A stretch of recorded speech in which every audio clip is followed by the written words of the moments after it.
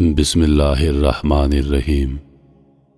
رب ذوالجلال کے بابرکت نام سے شروع کرتا ہوں جو دلوں کے راز خوب جانتا ہے۔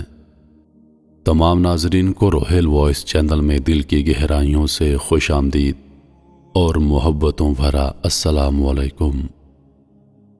حضرت ربیع بن سلیمان رحمۃ اللہ علیہ فرماتے ہیں کہ میں حج کے لیے جا رہا تھا، میرے ساتھ میرے ساتھی بھی تھے۔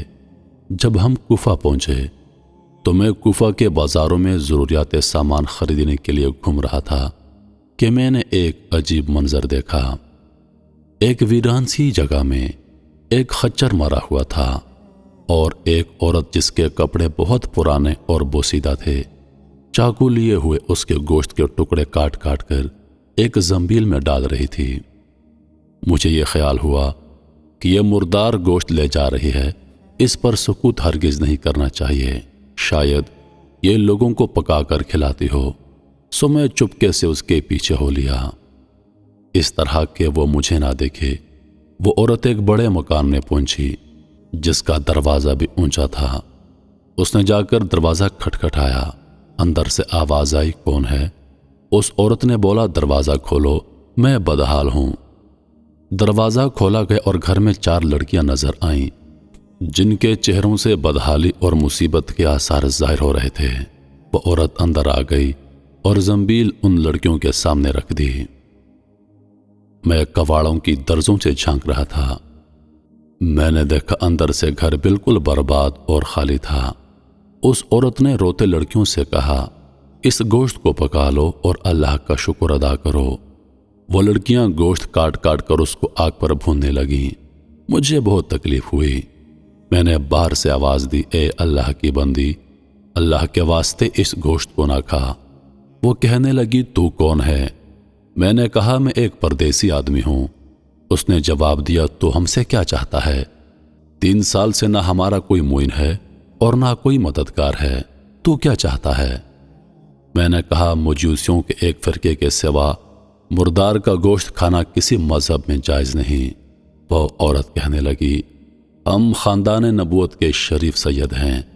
ان لڑکیوں کا باپ شریف آدمی تھا، وہ اپنے ہی جیسوں سے ان کا نکاح کرنا چاہتا تھا، لیکن نوبت نہ آئی، اس کا انتقال ہو گیا۔ جو ترکہ اس نے چھوڑا تھا وہ سب ختم ہو گیا۔ ہمیں معلوم ہے کہ مردار کھانا جائز نہیں، لیکن اضطرار میں جائز ہوتا ہے۔ ہمارا 4 دن کا فاقہ ہے۔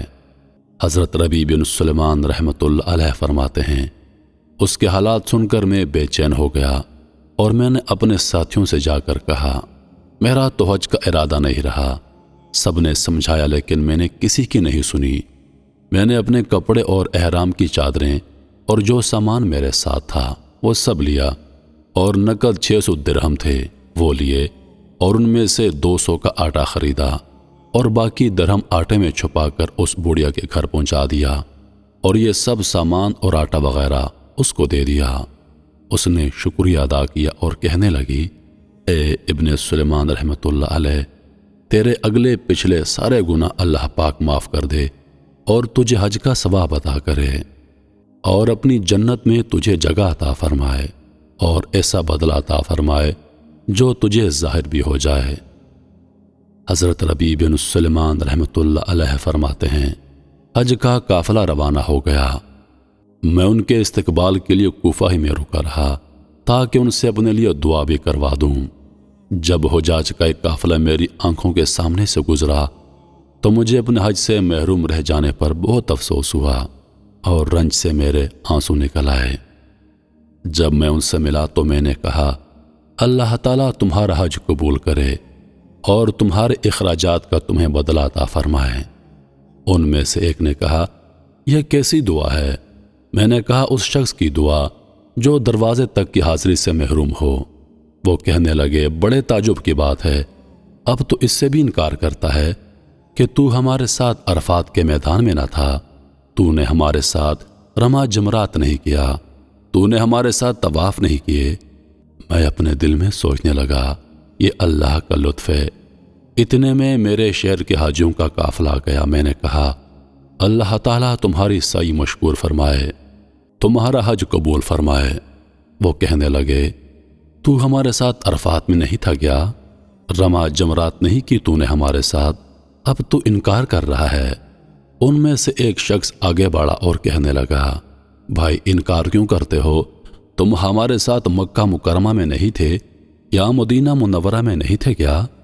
جب ہم حضور صلی اللہ علیہ وآلہ وسلم کی قبر اطہر کی زیارت کر کے باب جبریل علیہ السلام سے باہر کو آ رہے تھے، اس وقت ازدحام کی کثرت کی وجہ سے تم نے یہ تھیلی میرے پاس امانت رکھوائی تھی، جس کی مہر پر لکھا ہوا ہے، جو ہم سے معاملہ کرتا ہے نفع کماتا ہے۔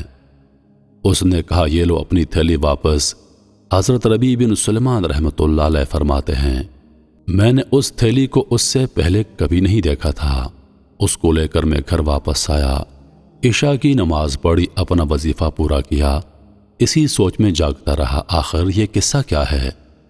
اسی کشمکش میں میری آنکھ لگ گئی تو میں نے حضور اکرم صلی اللہ علیہ وآلہ وسلم کی خواب میں زیارت کی۔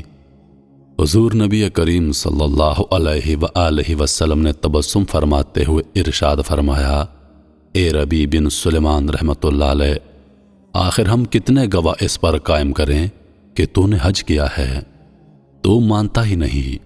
بات یہ ہے جب تو نے اس عورت پر جو میری اولاد میں سے تھی خرچ کیا اور اپنا حج کا ارادہ ملتوی کیا تو اللہ تعالیٰ نے اس کا نعم البدل تجھے عطا فرمایا۔